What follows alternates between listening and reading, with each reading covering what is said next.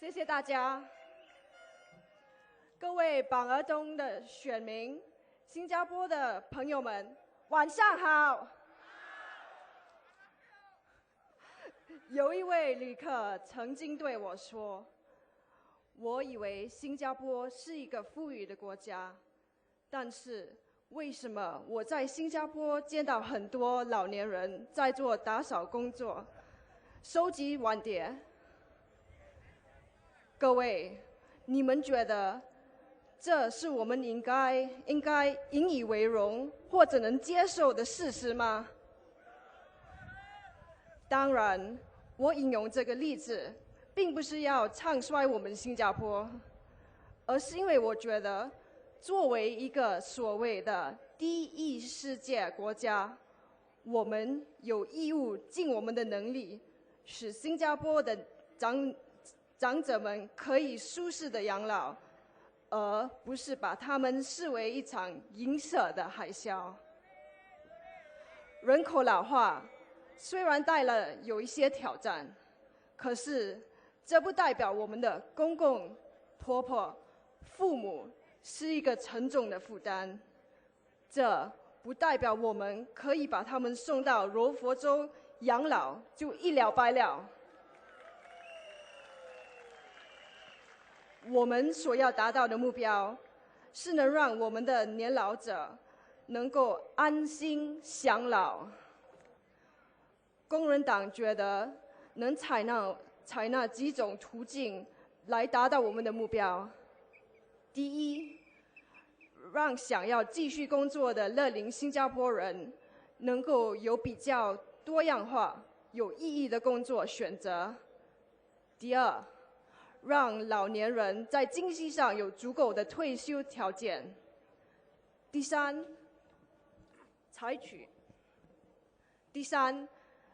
取适当的投资和计划，让老年人有美好的退休，而还能继续反馈给社会与社群。还有，我们应该鼓励企业把握商机，来为这些快速增长的银色工业服务进取共赢。我希望行政党能够好好继续反省，采取足够的措施及政策，继续建设一个可让新加坡充满信心的去面对人口老化的社会，迈向一个黄金岁月。掌握民权，把握未来，请投我们工人党一票，谢谢。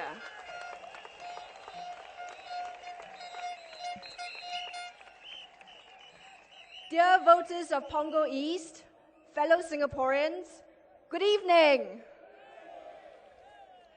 My name is Herting Ru, and I'm one of the candidates for Marine Parade GRC. Tonight, I would like to speak about something that is close to my heart: the opportunities and challenges presented by a society that is aging. A few years ago, we heard day in, day out from the PAP about the impending silver tsunami and how we must guard against it. Mr. Lee Hsien Loong himself said, "We are going to have a silver tsunami coming, and we need a national effort to plan ahead to be ready for it, so that it does not wash us away." Let me repeat that. They think that our old people will wash us away, that we will all drown in a tidal wave of old people. Do you believe that old people are like a flash flood ready to wash us away? Perhaps the PAP heard that big, loud no. Because I noticed in 2014, our Health Minister Gan Kim Yong said that we should change our mindset from worrying about the challenges that come from aging to celebrating longevity. Finally, the government is trying to work on changing its own mindset. It has always been the WP's strong belief that we celebrate longevity. The Workers' Party and our MPs have always believed that we must plan ahead for an older population. But more importantly, we see an older population as a triumph. It is something to be celebrated. We also believe that an older society represents opportunities for our country. Some people have asked me, "You are a young grasshopper. Why are you so interested in issues concerning the elderly?" My answer to that is this: elderly issues are issues that concern us all, young and old, because the older generation are our parents, they are our grandparents. Also because we all get old one day, and because we owe our elders a debt. And so, our elderly now and in the future must be empowered to enjoy their older years. As I was doing my walkabouts in Marine Parade GRC, residents from places such as Lorong Lew Lian, Joo Seng, and Serangoon tell me that they are an aging estate, that there are many old people who live there. Some of them told me that they are extremely rooted and happy in their current communities.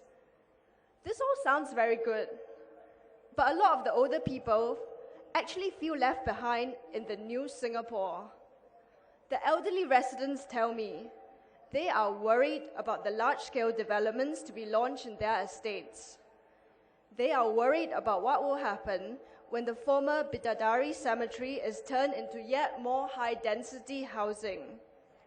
They are worried about what would happen when the Paya Lebar Airport gets redeveloped and the height restrictions for buildings are removed.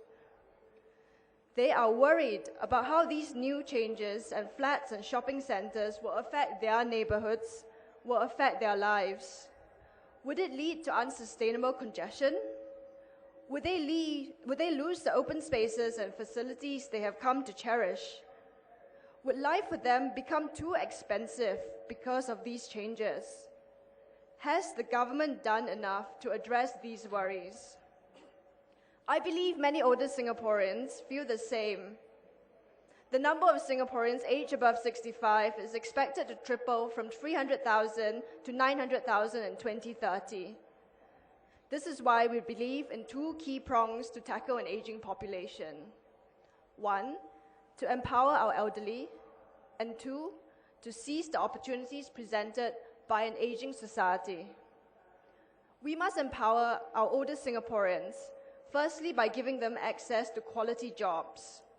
Second, we must ensure retirement adequacy for older Singaporeans.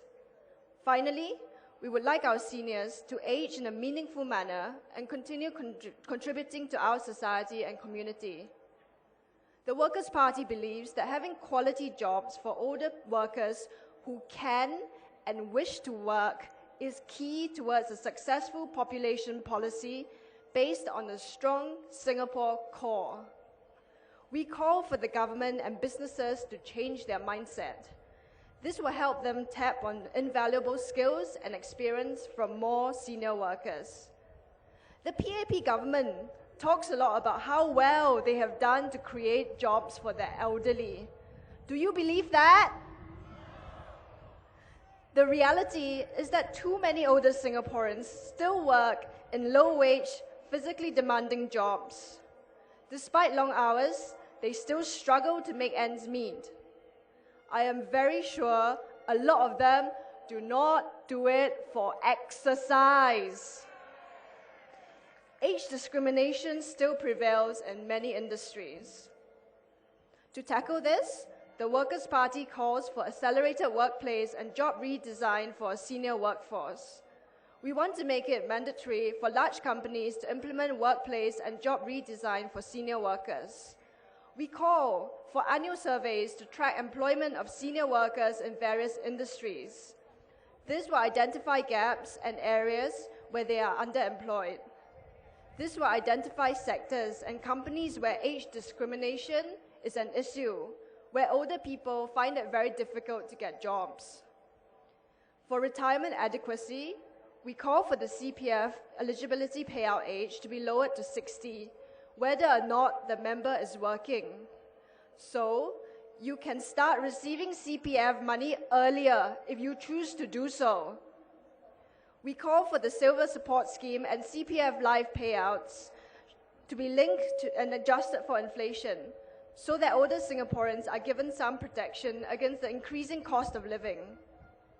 As for meaningful aging, just last week, the Ministerial Committee on Aging announced a $3 billion action plan for successful aging. Finally, this is welcome. This is long overdue. Over the years, WP MPs have made repeated calls for more investments in Singaporeans and older Singaporeans. I seem to recall that when WP MPs asked for more to be done for Singaporeans, they were sometimes attacked and mocked by PAP MPs. Funny how suddenly we have a new fund being announced, huh? Even as we ensure that there are enough funds for aging meaningfully, the schemes and programs must be effective.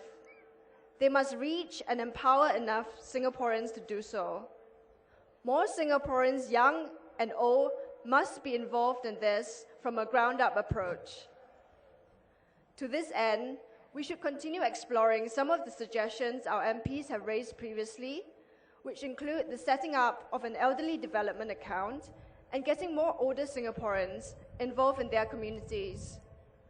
Older Singaporeans can work or volunteer in schools to teach subjects such as social studies or national education. This is a good way to encourage cross-generational sharing and learning.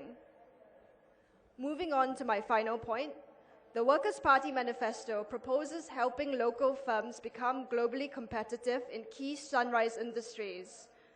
With all countries in the world facing an aging population, there are many economic opportunities to be had and explored for products and services targeted towards an elderly market.